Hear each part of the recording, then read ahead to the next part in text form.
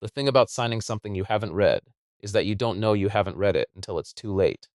By then, the document is filed and the signatures are notarized, and the ink has become a fact about your life that will be true for as long as the company exists, immovable and patient, waiting in a filing cabinet in a law firm's records room for the moment when you finally understand what you agreed to.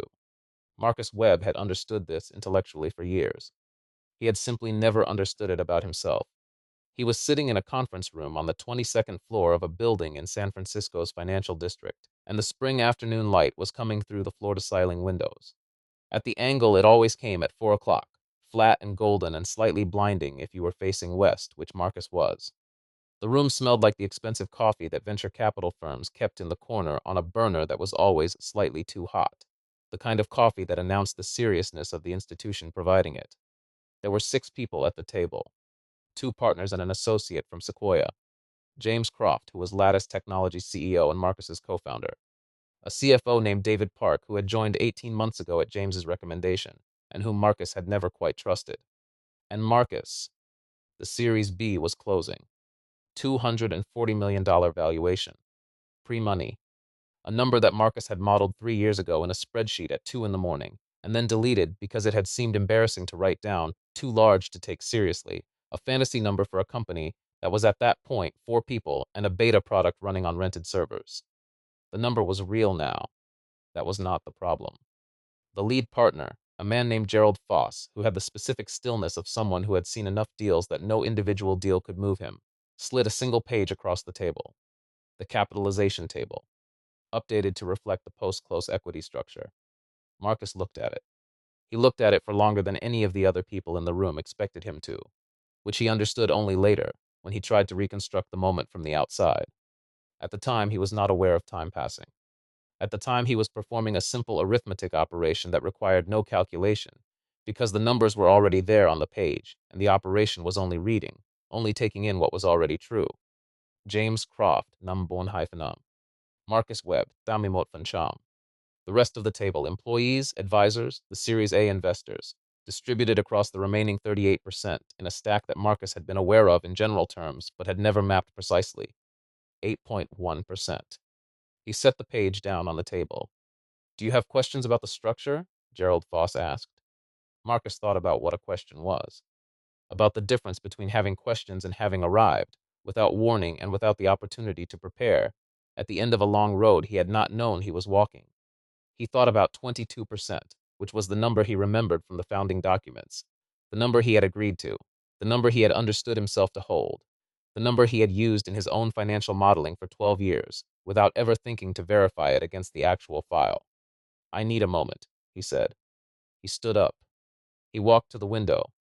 Below him, 40 stories down, the city moved with the absolute indifference of cities to individual human reckonings. 8.1%. He had built the product. He had written the initial architecture over 9 months of nights and weekends, while working a day job he hated, before there was funding, before there was a company, before there was anything except a problem he had identified, and a solution he believed in, and the specific obsessive focus that he had, his whole life, been able to bring to technical problems that interested him. He had built the compliance automation engine that became Lattice's core product. He had rebuilt it twice when the first 2 architectures turned out to be wrong. He had hired the first 4 engineers and trained them himself, and spent 3 years as the primary technical resource for every major client deployment. James had run the business side. That was the agreement. Marcus built, James sold. It was a clean division that had seemed natural because it was natural. James was extraordinary at sales, at narrative, at the specific art of making people believe that what they were being offered was exactly what they had been waiting for. He had raised the seed round in the Series A, and had built the client relationships, and had stood at the front of every pitch deck, while Marcus sat to the side, ready to answer the technical questions that James would deflect to him, with a small gesture that always looked like generosity, and had in fact been, Marcus now understood, a form of positioning. My co-founder Marcus handles all things technical. I'll let him speak to that. The man who handled all things technical owned 8.1%. Marcus turned back from the window.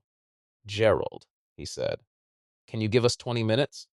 The room cleared in the particular efficient way that rooms clear when everyone in them has closed enough deals to understand that something has just gone sideways, and that the sideways thing is not their problem. David Park left with them.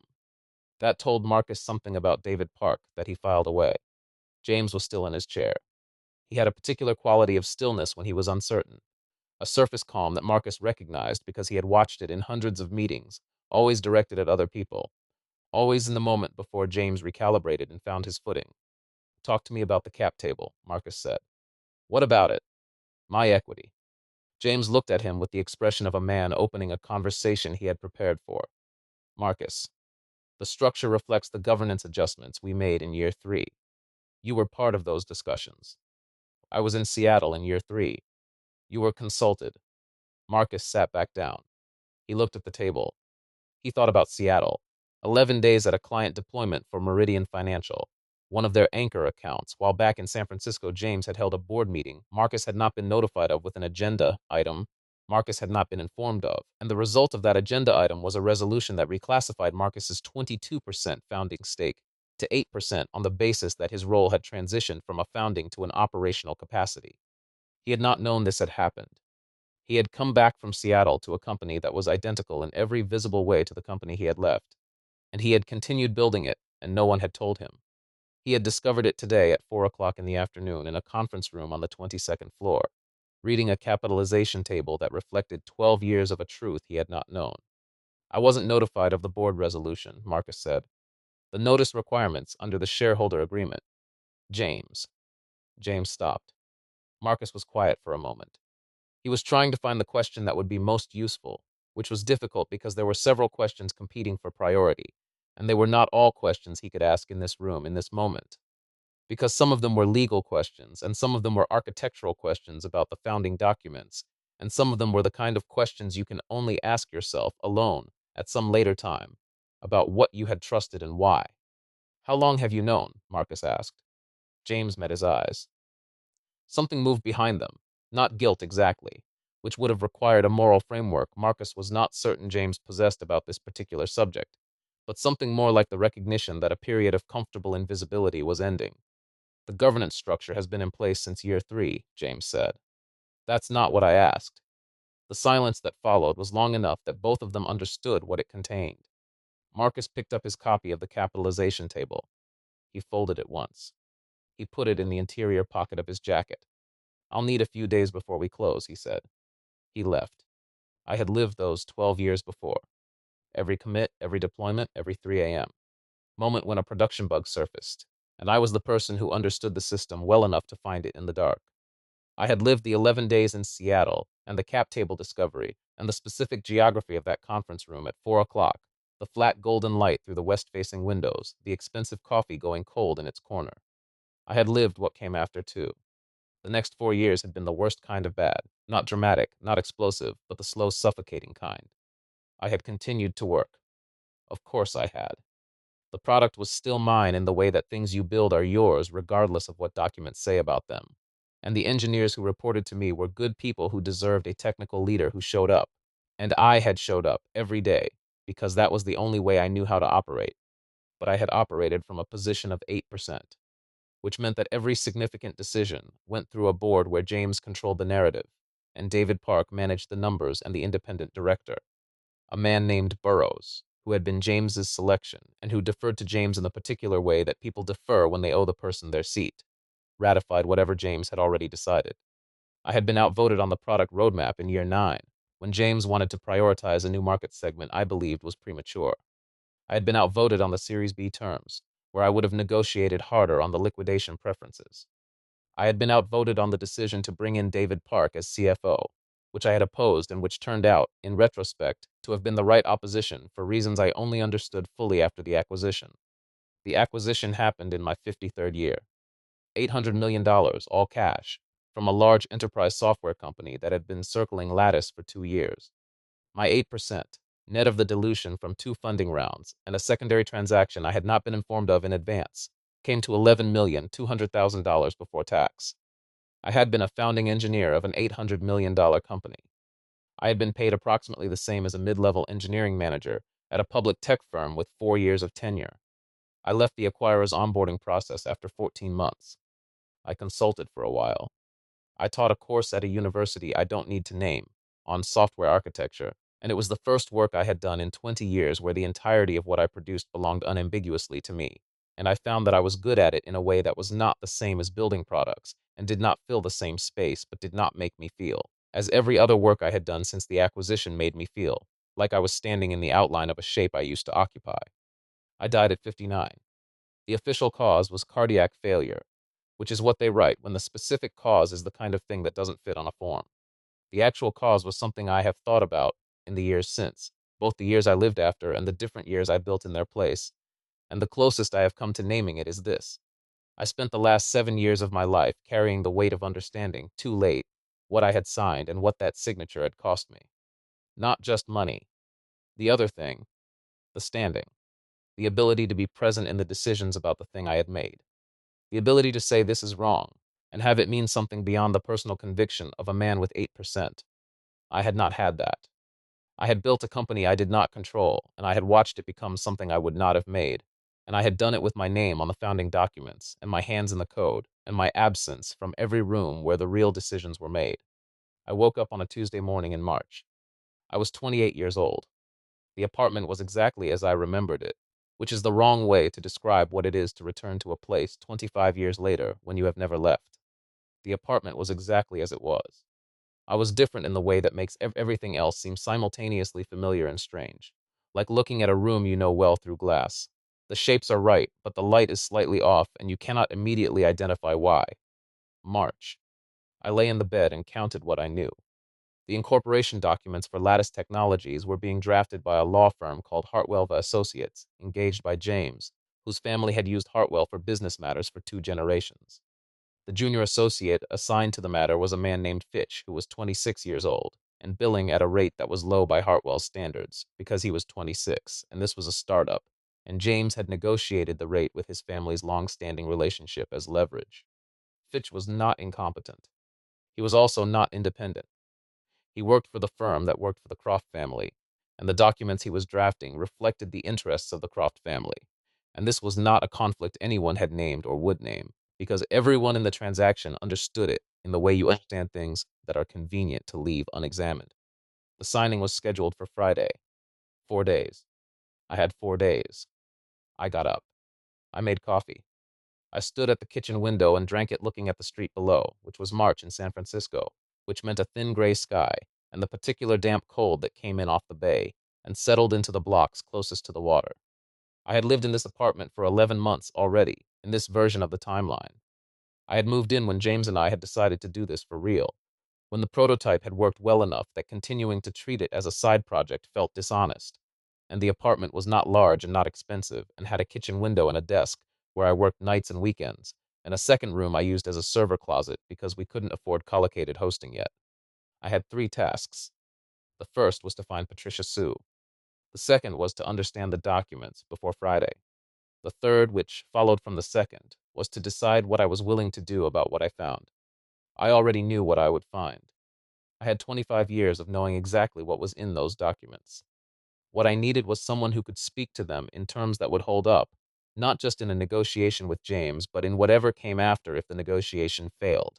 Because I had decided, lying in that bed in the first few minutes of being 28 years old again, that I was not going to sign documents I had not read, and if James would not agree to remove the provisions that had cost me my founding equity, I was not going to co-found the company with him. That was a large thing to have decided before breakfast. I had had 25 years to decide it. It felt proportionate. Patricia Sue was not easy to find in March of that year because she did not yet have a website, and her name was not in any of the professional directories I had access to in the pre-Google era that was Motnin Chin Chimatam. I had found her in my previous life through a referral from an engineer who had left Lattice in year 3 to join a startup that had subsequently needed IP counsel for a licensing dispute, and had hired Patricia on the recommendation of a mutual friend. I had called her in year 3 too late to be useful for the founding documents, and she had spent 45 minutes walking me through what the founding documents said and what I could and could not do about it at that point, which was approximately nothing. And she had done it in the tone of a physician explaining a diagnosis whose treatment window had passed. I had her card from that meeting. The card was not in this apartment. In this timeline, year 3 had not happened yet. Patricia Sue and I had never met. I spent Tuesday morning on the phone. 3 calls to attorneys who didn't fit. One call to a colleague of James's who had mentioned, at a dinner 6 months ago, using a startup-focused corporate attorney on the peninsula.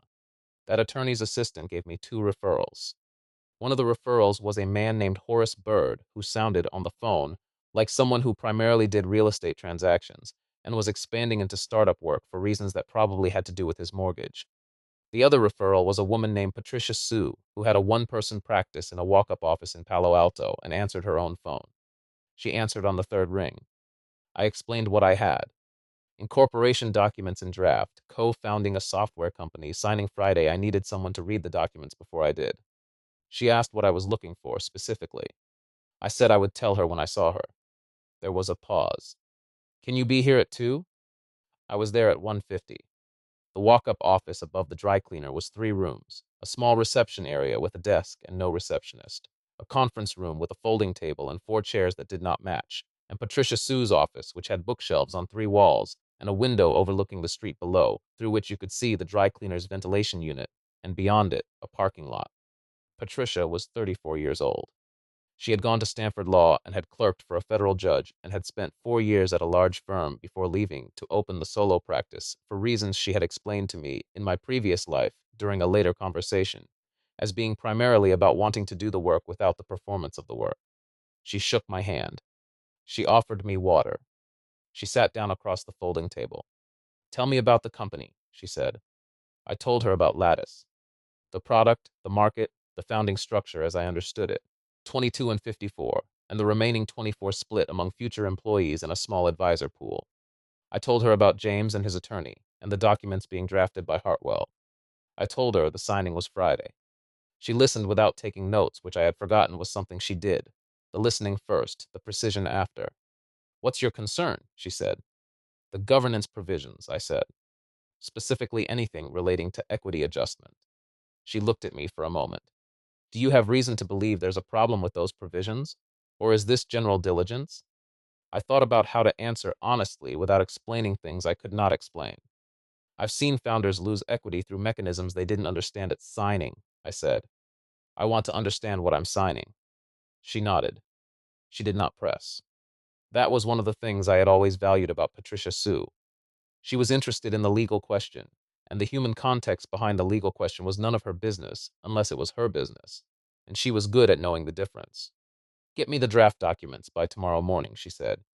I'll have notes for you by Thursday afternoon. I called Fitch's office from the parking lot. Fitch was mildly annoyed. His client, meaning James, had not indicated that Marcus would be seeking independent counsel. I told him that was because James hadn't known. I asked for the draft documents by end of day. He sent them at 5:45. Patricia called me at 2:15 on Thursday afternoon. Are you free to come in? She said. I had been sitting at my apartment desk since 8 in the morning, which was where I had spent most of Wednesday and all of Thursday morning, reading the documents with the specific attention of someone who knows what he is looking for and is looking for confirmation rather than discovery. The documents were 112 pages, including exhibits. I had read all of them. I had found 4 provisions I intended to discuss with Patricia, and 1 provision that was the reason I was there. I'll leave now, I said. She was at the folding table when I arrived, with the printed documents in front of her, and a legal pad with notes in the precise small handwriting that I recognized. She had not been in her chair when I came in. She had been standing at the window with the documents in one hand and the legal pad in the other, which she did when she was thinking, and she sat down when she heard the door. Page 11, she said. I opened my copy. Page 11 was Section 4, Subsection C of the Founder Equity Vesting and Governance Rights section. It was 41 lines. It was titled in the way that provisions like this were always titled, in language that described a structure rather than a mechanism.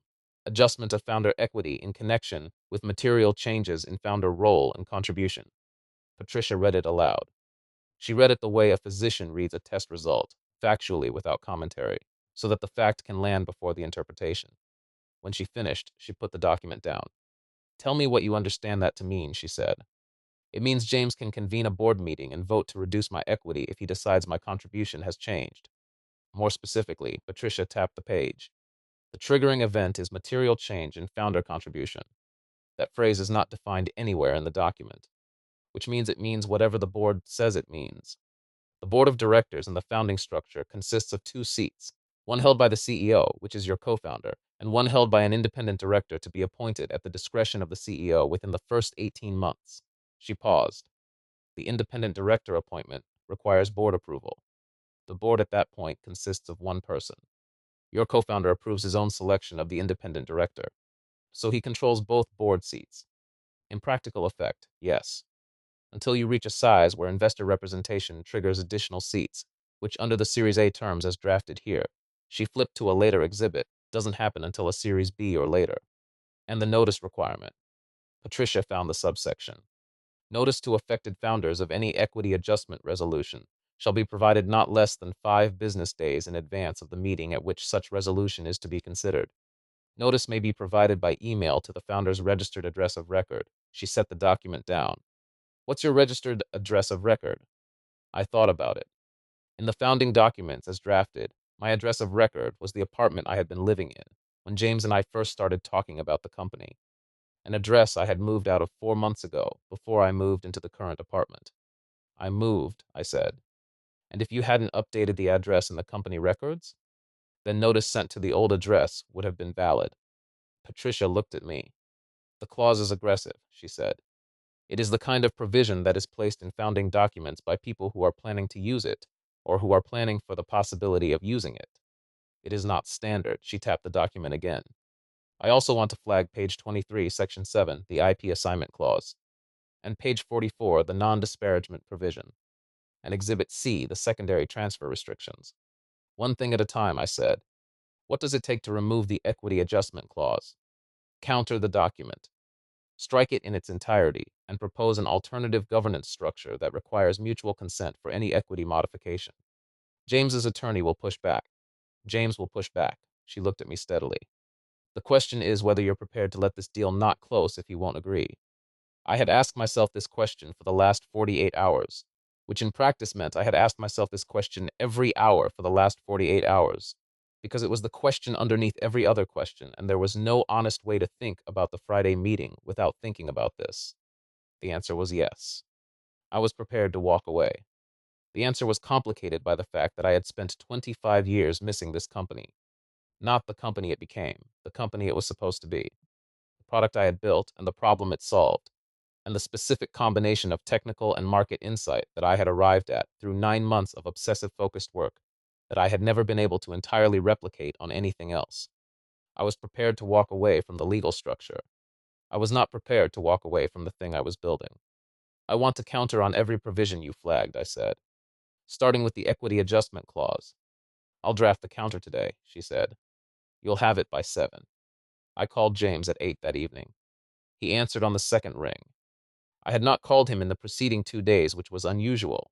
We were in near daily contact during the founding period, working through everything from the technical architecture to the go-to-market to the kitchen supplies. For the office, we were signing a lease on the following month. My silence since Monday had been, I knew, noticed. Marcus, he said. Everything okay.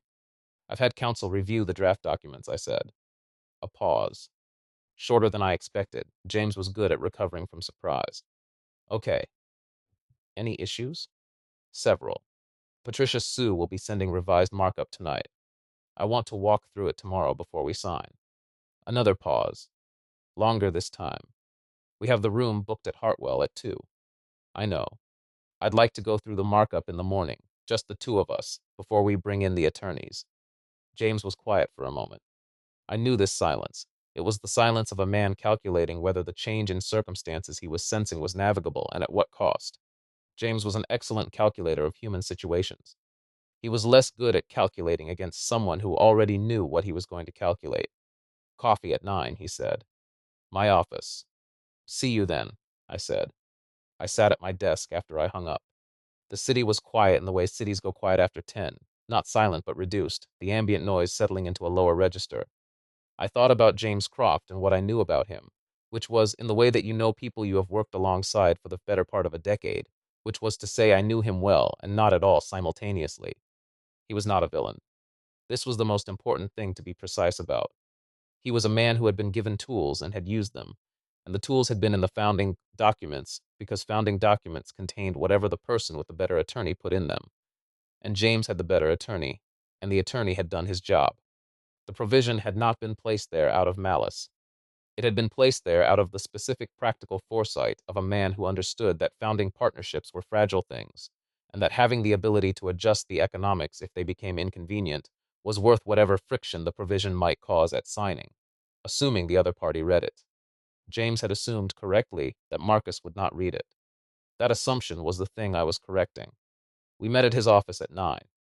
His office in that period was a room in a shared co-working space 2 blocks from the apartment he had moved into after his 3rd year of business school, which was in a building with exposed brick and a coffee bar on the ground floor, and an energy that announced itself as the energy of people building things, which it was, and which James had identified as useful for meetings with potential investors and clients, which it was, and which he had selected primarily for that reason. He was already there when I arrived. He had 2 cups of coffee on the desk and a copy of the draft documents in front of him. He had read them, or had read them again more carefully, in the time since I had told him about the markup. I could tell by the way the pages sat that he had been through the sections Patricia had flagged. Talk to me, he said. I sat down. Page 11, I said. Section 4C. James looked at the page. The governance provision. The equity adjustment mechanism. Marcus, that's a standard. Patricia says it isn't. Patricia. He said the name the way people say names they are encountering for the first time and finding inconvenient. Is she a startup attorney? She is now. He leaned back. What specifically is the concern? I walked him through it the way Patricia had walked me through it. The undefined triggering language, the board composition that gave him effective unilateral control, the notice provision and the address of record, the absence of any floor on the adjustment percentage or any cap on the frequency. I walked through it factually the way Patricia had walked through it, not as an accusation but as a description of a mechanism, because the mechanism described itself. James listened. He had the particular quality of attention that good salespeople have, total apparent focus, with a portion of processing capacity reserved for the counter-argument he was already building while you spoke. The intent of that provision, he said when I finished, is to protect the company in a scenario where a founder disengages. It's not targeted at you. It's standard downside protection. The language is broader than downside protection, I said. As written, it allows you to convene a board meeting with yourself and a director you appoint and adjust my equity to any number at any time for any reason you define as a material change in contribution. That's not what it says. Patricia will confirm that's what it says. Her markup removes the provision entirely and replaces it with a mutual consent requirement for any equity modification. James looked at me. We had been in dozens of meetings together at this point, on the same side of the table, and I had watched him in that position long enough to know the tells. The slight shift in posture when he was recalibrating, the moment when the counter-argument yielded to the assessment of what the counter-argument would cost him. Marcus, he said my name in the tone of someone beginning a longer conversation. We're founders. We're partners. This company doesn't work without both of us. I agree. So why are we? Because I'd like the documents to reflect that, I said. If this company doesn't work without both of us, then neither of us should have a unilateral mechanism to reduce the other's stake. Silence. James looked at the document, then at me, then at the document again. I'll need to talk to Fitch, he said. Of course. Patricia will be at Hartwell at 2. Whatever you want to work through before then, we have the morning. What followed was 4 hours that I will not describe in their full granularity, because the full granularity of a negotiation between 2 people who each understand what is at stake is not interesting in the way that the outcome is interesting. What I will say is this.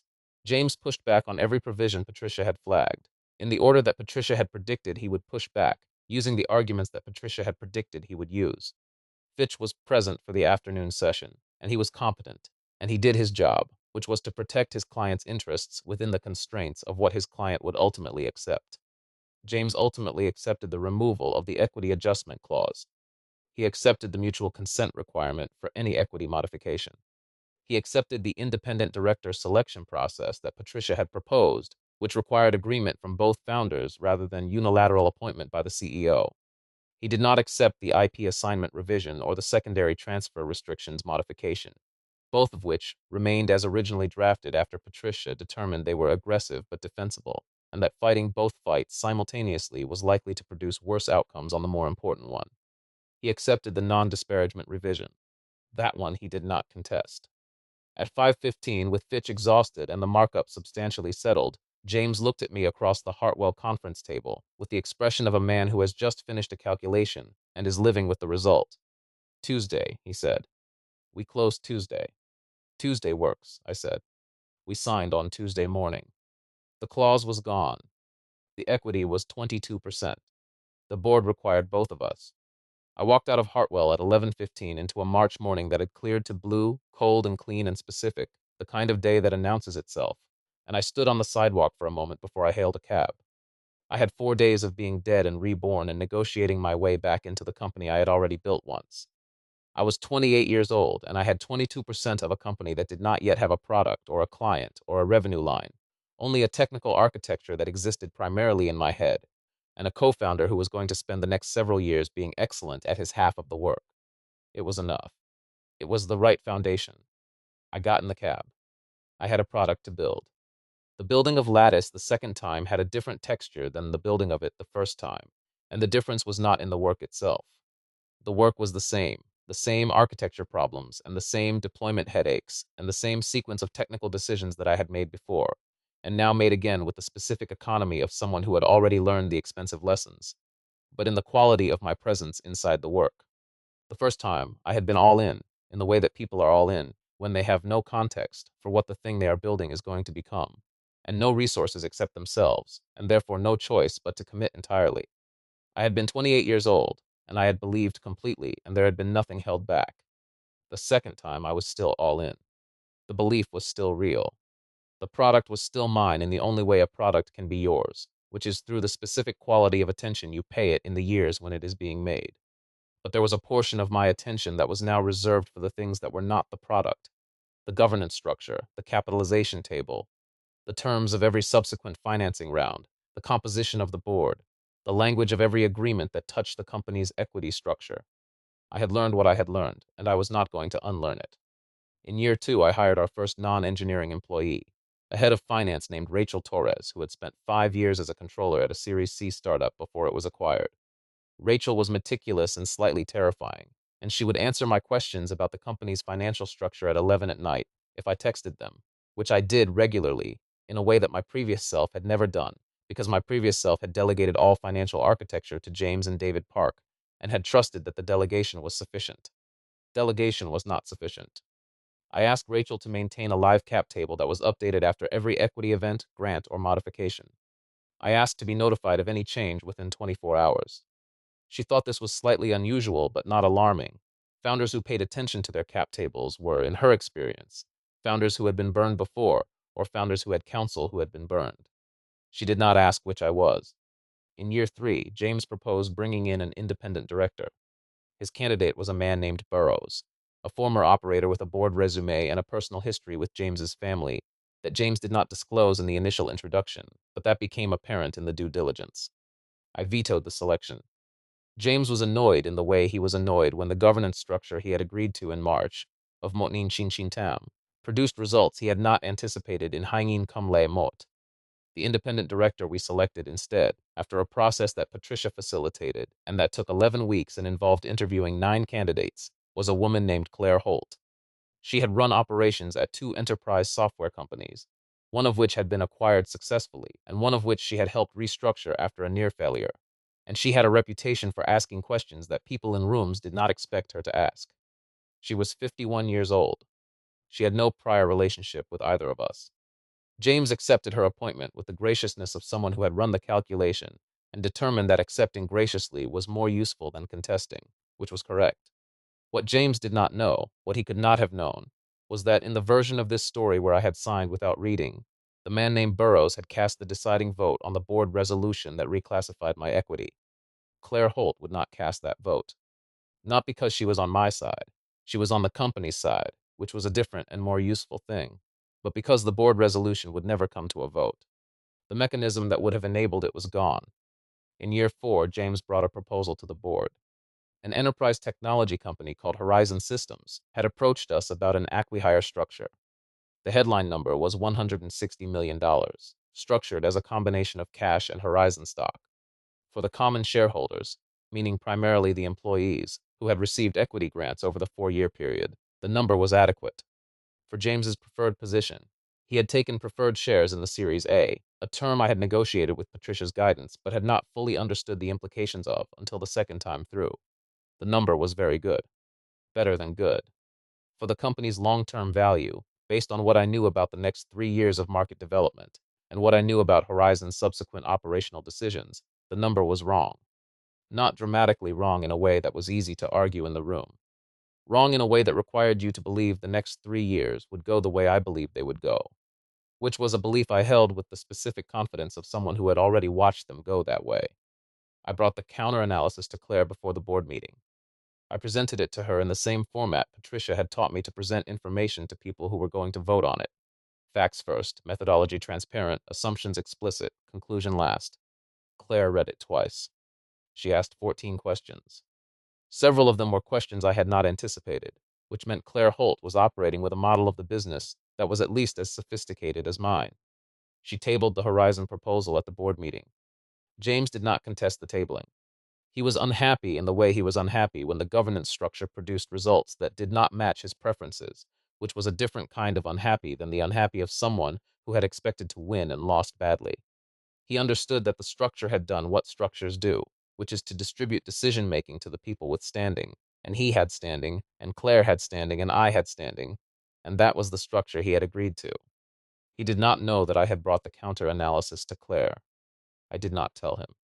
In year 5, we crossed 10 million in annual recurring revenue. James took the sales team to dinner to celebrate. I went to the dinner. I sat at the end of the table and I drank one glass of wine, and I watched the people who had built this thing together.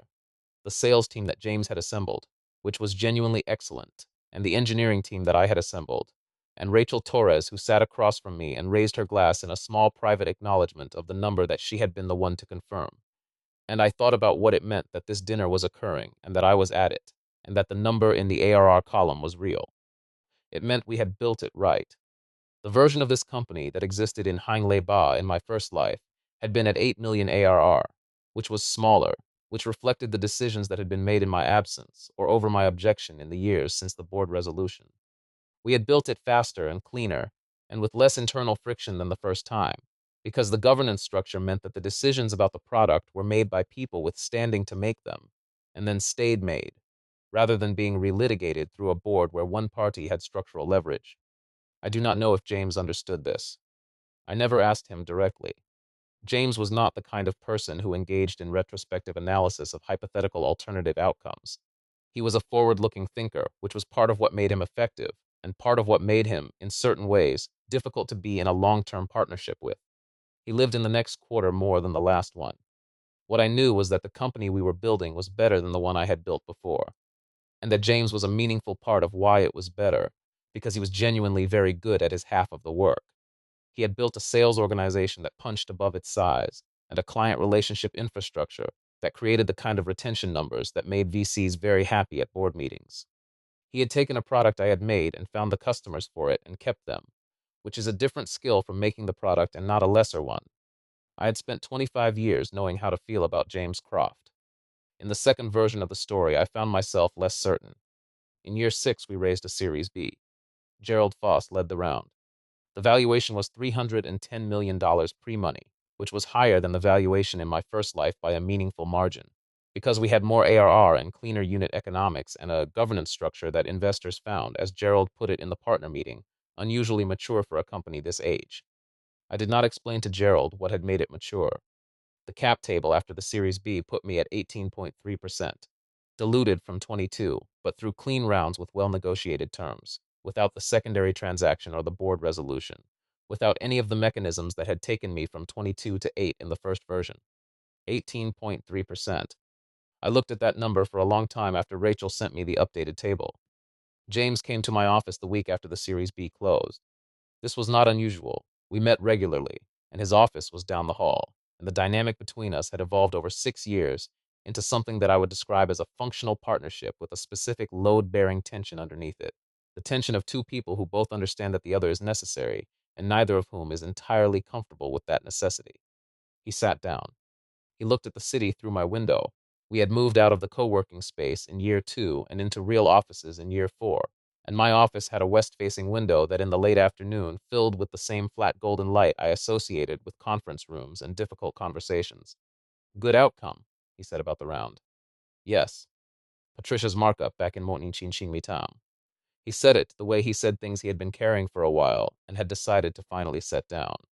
She flagged more than just the equity clause. She did. How much did you know going in? When you called her, I thought about how to answer. The true answer was one I could not give, that I had known everything, that I had spent 12 years inside those documents in a previous life, and had come back specifically because I knew exactly what they said. The answer I could give was somewhere between the true answer and a useful fiction. I knew enough to want someone else to look, I said. James was quiet for a moment. The Horizon proposal. Year 4. Yes. You talked to Claire before the board meeting. It was not a question.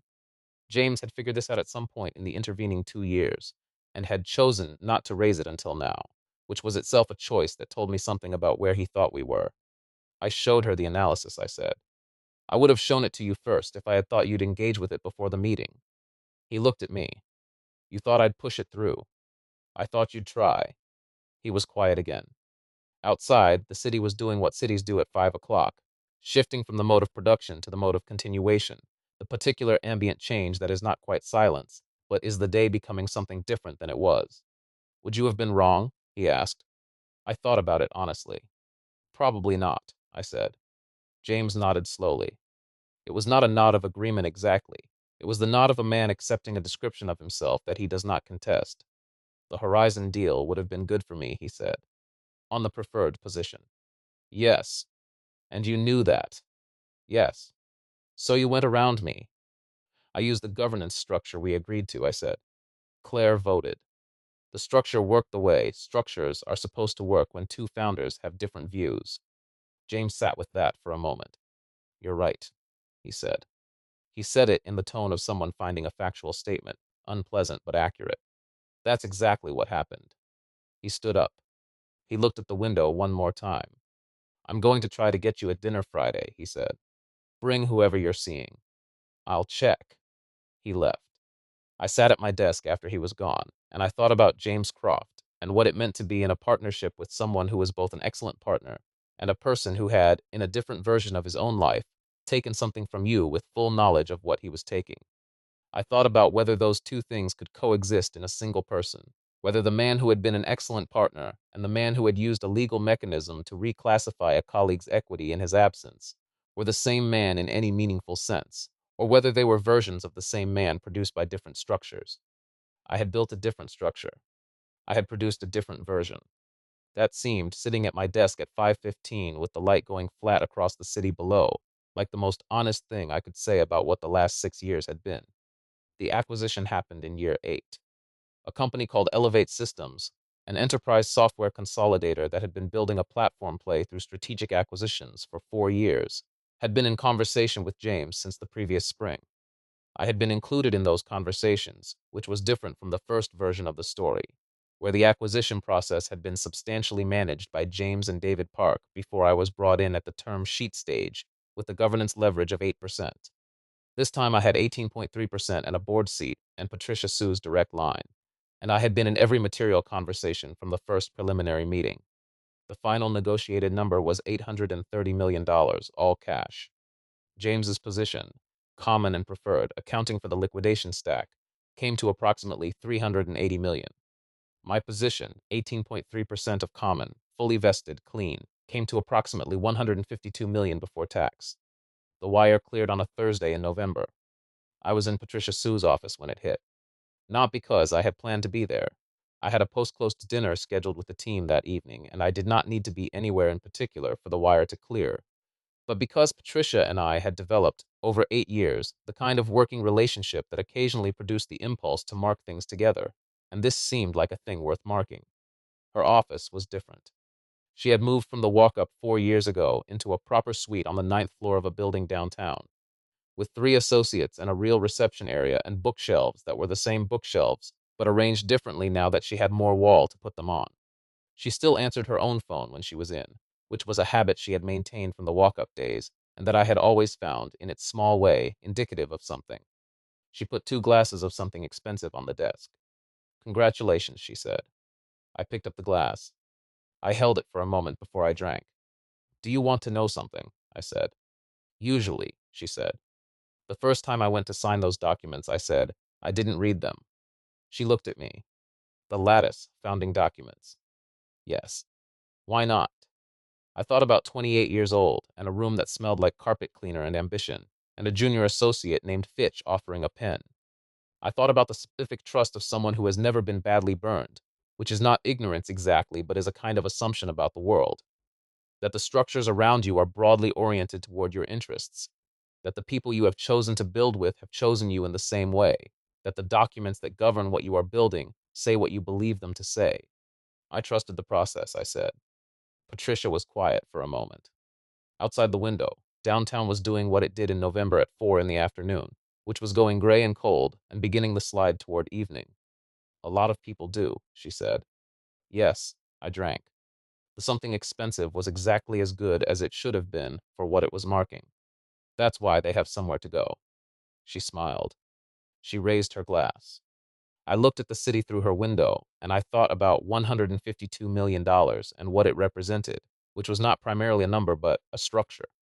A set of documents that had been read and negotiated and amended before signing, a governance mechanism that had required 2 people rather than 1 to make decisions about the thing both people had built, a board that had voted on the Horizon proposal in a room where standing was distributed and not concentrated. A paragraph. That was what it had been in the end. 1 paragraph on page 11 of a document 112 pages long, embedded in a section that described itself as standard governance language.